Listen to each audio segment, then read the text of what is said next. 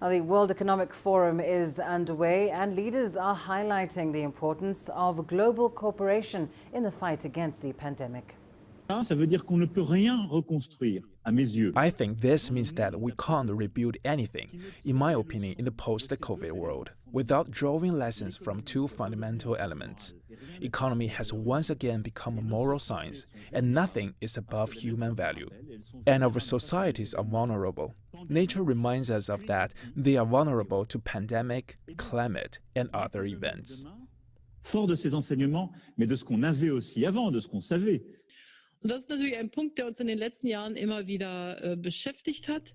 It has become even clearer to me than it was before that we need to choose a multilateral approach, that a self-isolating approach won't solve our problems. Ansatz uns nicht dabei helfen wird, die Probleme.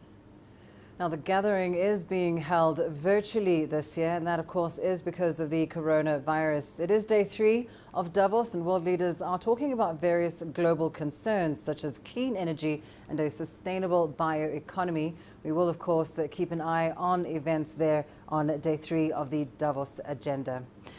Well, the call for cooperation when it comes to vaccines comes as Africa expresses concern about the hoarding of vaccines by richer nations. Let's bring in Bharat Pakania, a senior clinical lecturer at the University of Exeter Medical School, joining us live now via Skype from Bath in the UK. Bharat, thank you so much for your time. Now, the call for cooperation when it comes to fighting the pandemic has been a constant refrain since this time last year, but it seems that nations are not heeding the call as expected. Would you say at this point self-interest would trump unity? It is wrong to have that wrong self-interest, because it is in our own self-interest to look after planet Earth, because the whole world is our family, as ancient scripts in Sanskrit say, Vasudevai Kutumbam, which means the whole world is my family. And if you refuse to act as if the whole world is your family, you are not being fair, and you're not only that, but you're creating problems. So give you an example. If one country is fully immunized and the rest of the world is not immunized, then you have the emergence of different strains, different variants, different problems, which will also come and affect the country that was fully immunized. And therefore it is better for the richer nations. They are all gathering in Davos today to say we are going to increase capacity for manufacture of these vaccines, and we are going to share them equally with all parts of the world. This is a very important thing to do for politicians to do it right.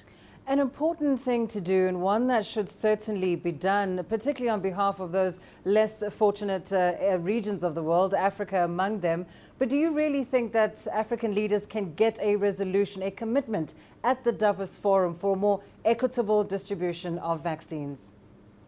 It is imperative that the African leaders don't leave Davos and pin the Western leaders down and force them to agree that they are going to share the vaccines for the good of humanity. It is a really important thing. And if they refuse to do so, they are only causing problems for themselves later on, because what happens in Africa will happen in Europe. And this is an important message for the African leaders to say to the European and the American leaders, that if you don't look after us, we will not be able to look after you.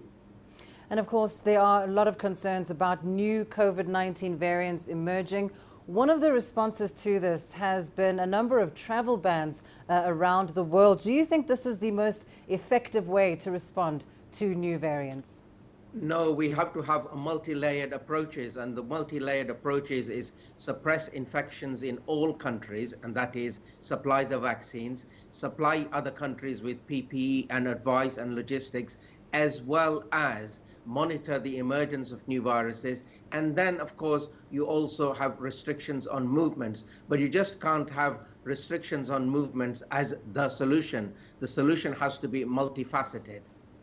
Thank you so much. Bharat Pakania joining us there from Bath in the UK, sharing some very poignant and meaningful insights there on the COVID-19 vaccines.